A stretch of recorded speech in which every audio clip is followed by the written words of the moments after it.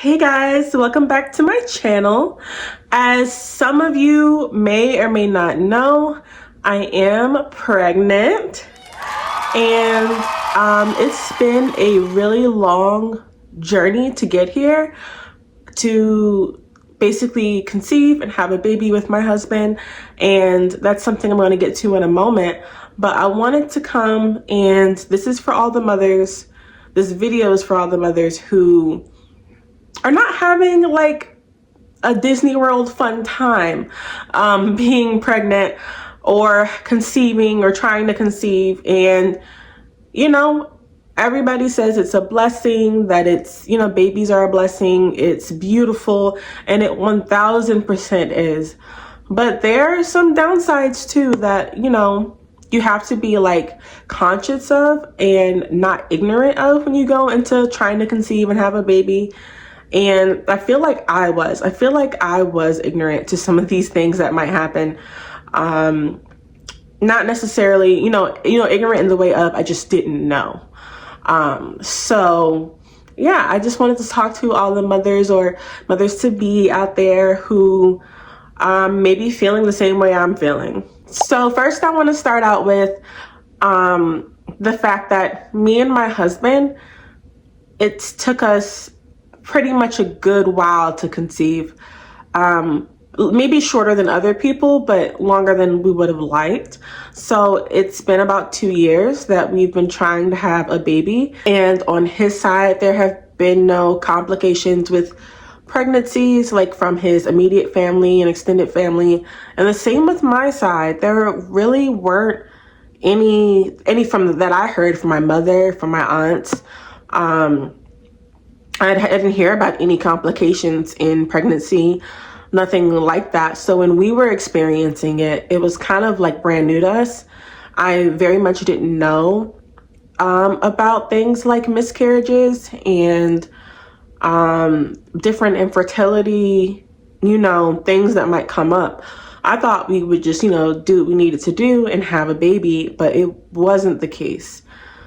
So shortly after we got married, I did get pregnant, and it was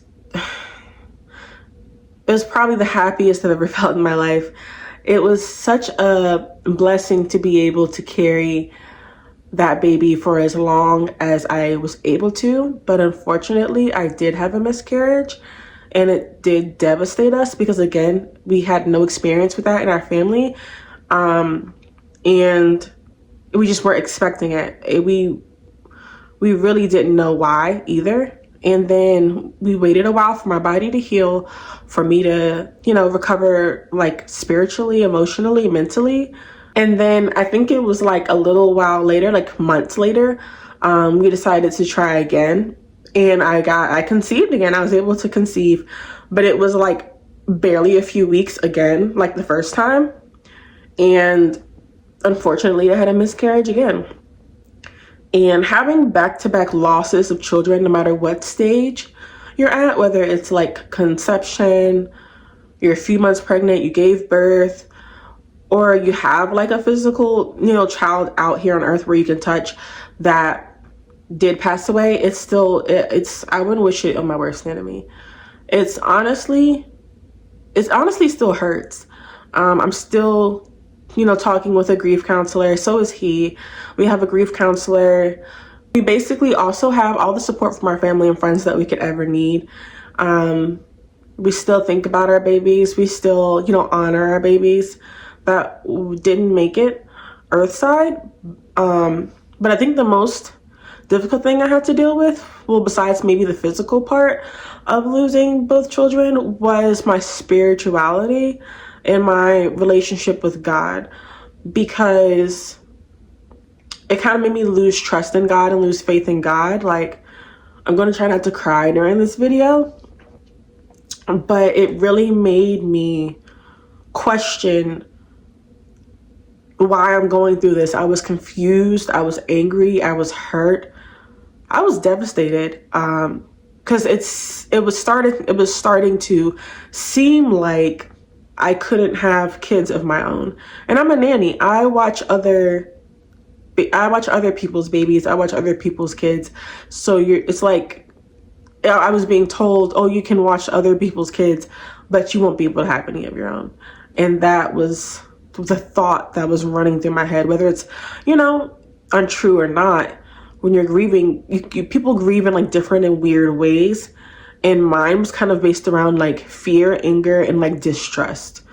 So to be completely honest, I am still working through that. I am like probably like almost all the way through those feelings. But there's a little teeny part of me that's like nervous, not necessarily distrustful anymore or angry, but like nervous about what the future holds for me and my child. Even though my child is healthy, perfectly fine, due date is coming up, everybody's excited. Nothing's wrong with me or my child right now, but it's like, what if? That little what if pops up. So that's something I definitely have been praying about, and I need to work through with my therapist, with my husband, with God. And so, yeah, that's something that could happen. I'm not wishing it on anybody, and it might not happen to you, but that is something that definitely could happen when you decide to try to conceive or have a baby. And there's no way to really prepare for it.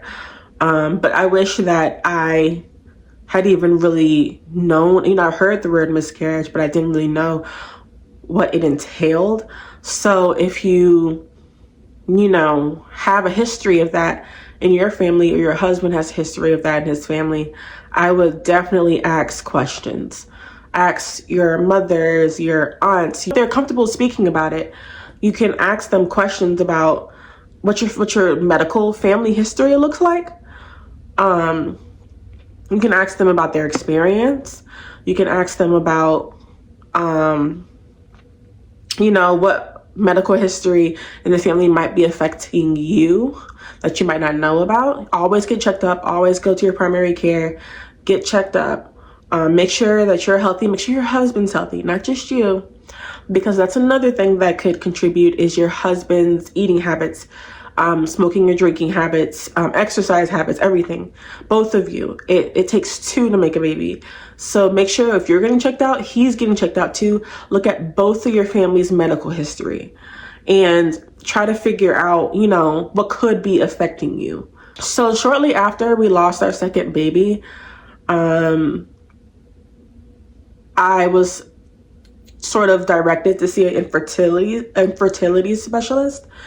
And that, again, really hurt because I never thought I would see the words like infertility on my medical chart. Just seeing that word was very intimidating, very saddening. But there are people who we can see that can help us. So that was a blessing that I was, in a place where I could get medical care to help us be able to conceive and give birth to a fully, healthy baby. So after seeing the infertility specialist, I took some tests, some ultrasounds, some blood work, all of that, and I was diagnosed with PCOS. For those of you who don't know what PCOS is, it's polycystic ovarian syndrome. I basically have so you have ovaries. I have a ring of cysts.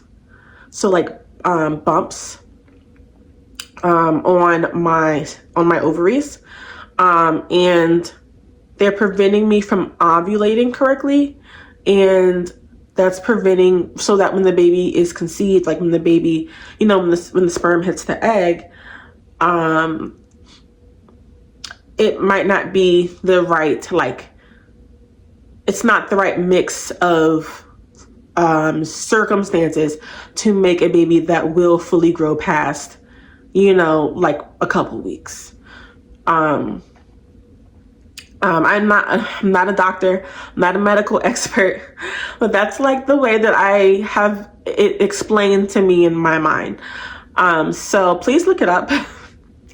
Please do your research. If anyone in your family has PCOS, if you have PCOS, please look it up and be knowledgeable about what can help you with it. I didn't know I had PCOS till I tried to get pregnant, but he said I had it that's not something that pops up the day of, you have it for a while. So I definitely wish I had known, and that I was taking care of that before we tried to get pregnant. But anyway, grateful for the knowledge, grateful for the diagnosis. And I asked, like, what can we do? He basically said that there were a round of medications that we could take to help my ovulation be more regular, and to kind of make, again, like the right mix of situations in there work together so that I could get pregnant and carry a healthy baby. So we tried it. He gave us a round of medication. I think there's a limit on how many. I cannot remember the name of the medication. I cannot. I don't have to look it up, but there's basically a round of medication we could take that would help. And we had to wait a couple of weeks to see if it would work and, everything. So he gave us the medication. We took it. Well, not we, I did. I took the medicine, and I think it was about a week I took it, and we waited, we did what we had to do, and I found out that it did not work. The most devastating thing was when I took that round of medication that my doctor said would help me and help us to be able to conceive. And, I'm waiting. I think I'm pregnant. I don't know if I'm pregnant. I'm kind of excited, kind of nervous. And then I get, my cycle. I get my period. And it was it was not a bit devastating. It was a lot devastating, because I was like, well, if the medicine didn't work, what's the next step? So I go back to the doctor. I tell him it didn't work. And he says, I think either for the medicine or for me, I was only able to take it one more time. Or else we'd have to figure out, other options on how we were going to do this, have the baby. So I put my full faith in God, and, God puts physicians on earth for a reason to help us. So, I believe in a mix of, science and medical reasoning and faith in God. So I listened to the doctor, and I was like, it's not harmful to the body. It was just going to help my ovulation. So I was like, okay, took another round of the same medication, and we were able to conceive and get pregnant. And that is the baby that I have in my belly right now. So the baby in my belly is due to that last round of medication that I was allowed to take. And to me, that is just such a blessing. I'm glad that I didn't give up. I'm glad that I didn't crash out or like give up or not try again to have this child. But I'm just grateful for every moment that I get to spend with my baby. I'm grateful for every second that, this baby is thriving in my belly, and that I'm healthy and that they're healthy. And I'm just grateful to God. Even though we went through that journey, I'm grateful to God that it made us stronger. Genuinely, it got me a diagnosis. It made us stronger. It made me and my husband closer. And now we're having a child. So, there's always a silver lining on the bright side to everything that happens in your life. It's just what you choose to look at. So now that we got my conception story out of the way, I want to talk about pregnancy itself. This is not for any woman who had a beautiful pregnancy and was just glowing and running 5Ks and just no nausea, no tiredness, this part is probably not for you. The first trimester of my pregnancy was probably the worst I've ever felt in my life. I was bitter. I was losing my mind. I was in pain, and TMI, I was throwing up every single day, peeing my pants multiple times a day. Could not get out of bed most days because I had severe migraines to where even my phone screen was making my migraines worse. The medication they prescribed me at the doctor's office, like the normal stuff they give you, like Zofran and things like that, did not work at all. I couldn't keep anything down, sometimes not even drinks. And yeah, I was in pain, pretty much cramping. It was not good. But I was grateful to be pregnant, but I was also conflicted because I was like, this is the worst. I don't want to be pregnant ever again. I don't know if I'm going to get through this. So don't feel bad if you feel that way, because I 1000% felt that way the first trimester. It got so much better the second trimester. Just a lot of aches and pains and kind of like, using the bathroom a lot. The nausea almost completely went away, and the migraines went away completely as well. So that was a blessing. But yeah, I just wanted to talk about 9 months is a long time. And some people may agree, some people might disagree, but for me, 9 months is a long time. There might be points in your pregnancy where you just feel like you don't want to be pregnant anymore, where you're done, where you are like, baby, come out, please. And I think I'm getting there. I think I'm there actually. And so don't feel guilty or ashamed if you feel that way.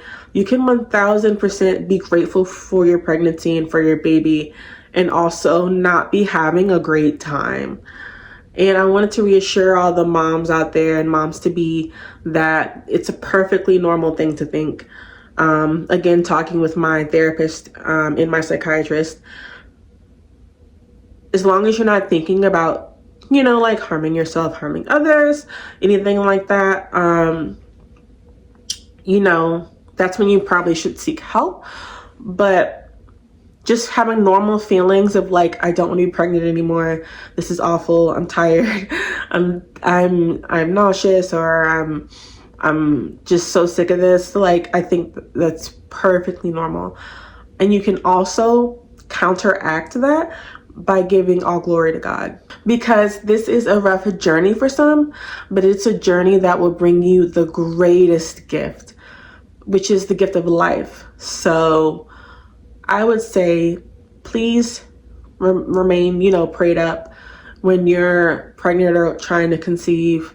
Speak to somebody. Speak to your psychiatrist, your therapist, your, person at church who you can rely on, or in your small group. Like, have somebody you can talk to other than your spouse, because sometimes your spouse can't handle everything that you're throwing at them, and they have their own thoughts and feelings about, the pregnancy and conceiving as well. So talk to somebody, stay prayed up, talk to God, stay in your word, because basically everything that I've been feeling, like fear and doubt and worry about just past pregnancies and this pregnancy, the Bible just dispels all of that. And dispel, I mean like gets rid of. And I think it just gives me such calm and comfort and peace to know that God is the author, God is the orchestrator of me conceiving, me having this child. I can literally do nothing but follow the doctor's orders, stay healthy, do what I'm supposed to do. But when it comes to creating this life, this body in my belly, and keeping me and my baby healthy and safe, like, and alive, like, I have no control over that. Absolutely no control. So just give all glory to God. Praise when you feel pain. Praise when you feel worry. Praise when you feel doubt. There's going to be some rough days, but thank God for the life that's inside of you. And if you can't open your mouth to do that, it's no judgment. Just keep that in the back of your mind, that this process, this growing pain process, is going to be worth it in the end. So yeah, that's my video for today. I just wanted to kind of talk to all the mothers and mothers to be out there. I'll be praying for all the mothers who are trying to conceive, all the couples who are trying to conceive, who are pregnant right now, who already are in the process of like labor and birth, or I've already given birth and have a newborn. Like, it's not easy. I would not label anything that I'm doing right now as easy, but it's possible. So I 1000% hope you guys have an amazing pregnancy journey, a safe and easy birth, even though, like I said, it's not easy, but it doesn't have to be super difficult. I guess an easier birth than what you see in the movies and the all the screaming and hollering and running around. I hope you have a calm birth. I hope you have a calm pregnancy, and I hope that your newborn sleeps through the night.